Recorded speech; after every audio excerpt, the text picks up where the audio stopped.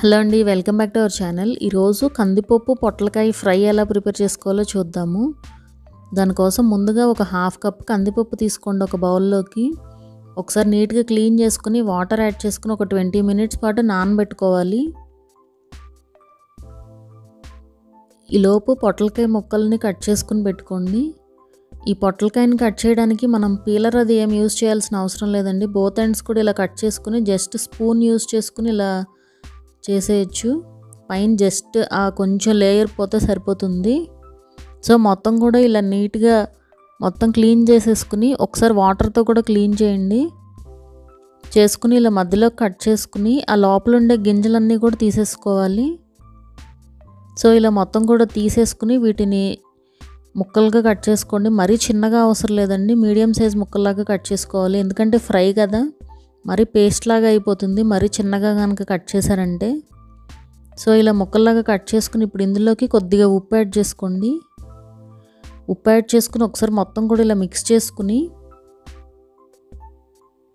ఇప్పుడు వీటిని వాటర్ పిండేసేయాలి. ఉప్పు కూడా యాడ్ చేసాం కదా, సో వాటర్ ఇంకొంచెం వస్తాయండి. ఆల్రెడీ పొట్లకాయ ముక్కల్లో వాటర్ ఉంటాయి. సో ఈ ఉప్పు కూడా యాడ్ చేయడం వల్ల ఇంకొంచెం వాటర్ వస్తాయి అన్నమాట. సో ఆ వాటర్ అంతటిని కూడా తీసేయాలి. చూస్తున్నారు కదా ఎన్ని వాటర్ వస్తున్నాయో.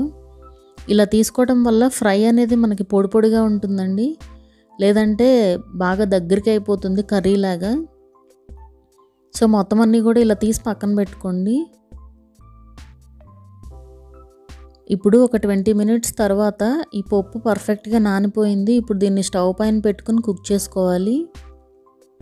మరీ ఎక్కువగా కుక్ అవ్వకూడదండి. అది కనుక మీరు పట్టుకుని ఇలా ప్రెస్ చేసి చూసారంటే ఈజీగా బ్రేక్ అవ్వాలి. సో అప్పుడు పర్ఫెక్ట్గా కుక్ అయిపోయినట్టు. ఇప్పుడు ఇందులో నుంచి వాటర్ తీసేసి ఇలా పక్కన పెట్టుకోండి. ఇప్పుడైతే కర్రీ ప్రాసెస్ చూద్దాము. ముందుగా వెల్లుల్లిపాయలని ఇలా కొన్ని ఎక్కువే తీసుకోండి, ఇలా క్రష్ చేసి పెట్టుకోండి. వెల్లుల్లిపాయలు ఎక్కువ యాడ్ చేస్తేనే టేస్ట్ బాగుంటుందండి. సో ఇలా క్రష్ చేసి పెట్టుకోండి. ఇప్పుడు ఒక ప్యాన్ తీసుకుని అందులో ఒక ఆయిల్ యాడ్ చేసుకుని ఎండుమిరపకాయలు, శనగపప్పు, మినపప్పు, ఆవాలు, జీలకర్ర, కరివేపాకు అన్నీ కూడా యాడ్ చేసుకోవాలి. ఇవన్నీ కూడా పర్ఫెక్ట్గా ఫ్రై అయిపోయాక ఇప్పుడు ఇందులోకి మనం ఆల్రెడీ కట్ చేసి పెట్టుకున్నాం కదా పొట్లకాయ ముక్కలు, అవి యాడ్ చేసేసుకోండి. చూస్తున్నారు కదా ఇంకా కూడా నీరు ఉంది. సో మొత్తం కూడా ఇలా మిక్స్ చేసుకోండి ఒకసారి. అలాగే పచ్చిమిరపకాయలు కూడా యాడ్ చేసుకుని మిక్స్ చేసుకోండి. వీటితో పాటే ఫ్రై అవుతాయి అవి కూడా, పచ్చిమిరపకాయ ముక్కలు. ఎప్పుడైనా కూడా మనం ఇలాంటి కర్రీస్కి ఇలా వెడల్పుగా ఉన్న గరిటెలతో కనుక ఇలా మిక్స్ చేసుకుంటూ ఉన్నామంటే ముక్క బ్రేక్ అవ్వకుండా ఉంటుందండి. చూస్తున్నారు కదా, మనం పూర్తిగా కలపకూడదు. బెండకాయ కూరకు కూడా మీరు ఈ ప్రాసెస్ ఫాలో అవ్వచ్చండి, విరిగిపోకుండా ఉంటాయి ముక్కలప్పుడు. ఇప్పుడు ఇందులోకి కొద్దిగా ఉప్పు, పసుపు యాడ్ చేసుకుని ఒకసారి మిక్స్ చేసుకోండి.